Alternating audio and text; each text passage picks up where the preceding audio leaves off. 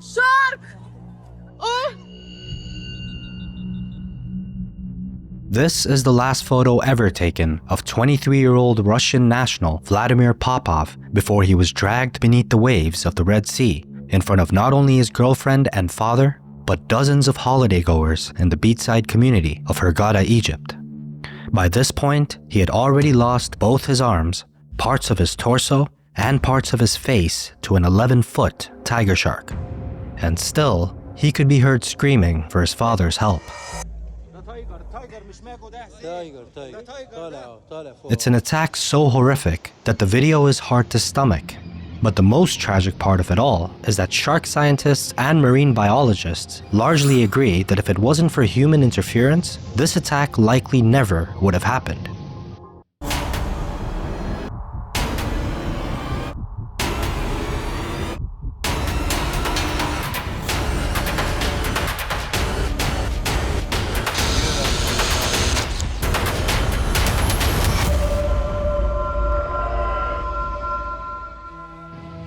It began on June 8, 2023.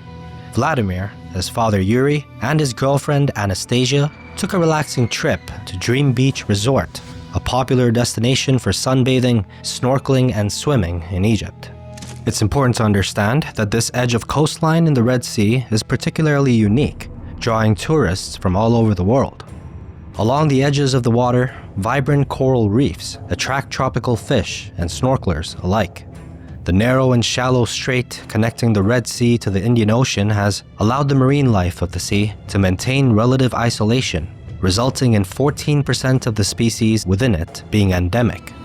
In other words, 14% of the sea life found here can be found nowhere else on Earth. It's no surprise then that Vladimir and his loved ones found themselves enjoying these new sights as they began a new phase of their lives. Allegedly, Vladimir had recently bought an apartment in Egypt and had moved to the country with his father's help. It's been claimed by several news sources that he likely moved to Egypt to avoid conscription into the war with Ukraine. Unfortunately, Vladimir never really got a chance to start life on his own terms, because on June 8th, he and his girlfriend would enter the Red Sea. With the topography of the coral reefs comes a surprising feature that many are unaware of until they're already in over their heads, quite literally. Mere feet beyond the shallow coral reefs, there are deep, dark drop-offs plummeting dozens of feet to the bottom of the ocean. Someone can be just a few meters from shore, yet be wading in deep water. This was the case with Vladimir and Anastasia. While Anastasia was still in relatively shallow water, her boyfriend was wading in what was essentially the open sea, even though they were only a few feet apart. One moment, they were enjoying themselves, and the next, there was a splash and a scream, a moment that would change their world forever. The entire attack was over in less than a minute. Reportedly, as soon as Vladimir began screaming, hordes of beachgoers swam to shore for safety. Anastasia and his father watched from the shoreline in horror. Everything happened so fast that it was hard to comprehend.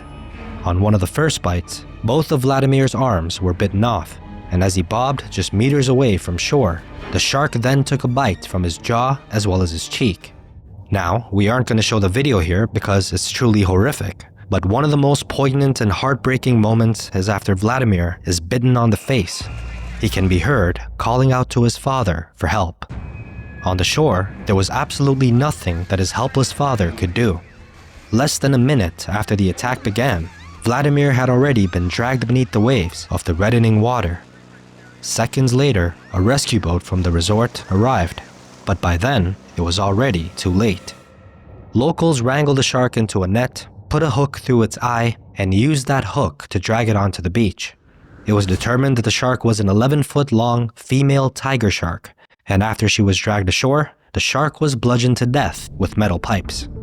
These kinds of retaliatory attacks aren't unusual after shark incidents, but when you look at what likely brought the shark ashore, it's a sad turn of events all around. According to shark biologist Christian Parton and wildlife biologist Wes Larson of Tooth and Claw, tiger sharks are one of the most generalist and opportunistic feeders in the shark world. Their hardy systems allow them to eat many things that other sharks are unable to. A great white shark, for instance, may bite a human, but the bone-to-muscle ratio renders them essentially inedible, which is why most great white sharks will only bite a person once or twice as an investigatory bite, rather than feed on them. Tiger sharks, on the other hand, are well adapted to feed on sea turtles, meaning that eating a human is something that they are fully equipped for. Tiger sharks are generally far from shore, meaning they're generally away from human contact. That is unless they have less resources available in deep water than usual, or they may be drawn to shore by something in particular. Not to mention, overfishing is a massive problem in the Red Sea. The dwindling biodiversity and the danger of nets has driven many species out of their usual patterns and pushed them towards more dangerous means to feed themselves and procreate. According to Christian Pardon, it's likely that this tiger shark was pushed to more shallow water to follow turtle nesting season, when hawksbill and green turtles migrate to shore to lay their eggs. With a dwindling supply of varied prey, she may have been pursuing the turtles as a means of feeding herself. And feeding could not have been easy for this shark because, at the time, the ambient water temperature near that area of the Red Sea was an average of 27 degrees Celsius, which is higher than usual. And increased water temperatures as such actually raise shark metabolism, driving their hunger and forcing them to consume more than they usually would. But there are other things at play besides turtles and dwindling fish that are pushing shark hunting grounds more and more towards coastal communities. I'm specifically talking about livestock boats. Boats carrying thousands of livestock frequently travel from one side of the Red Sea to the other.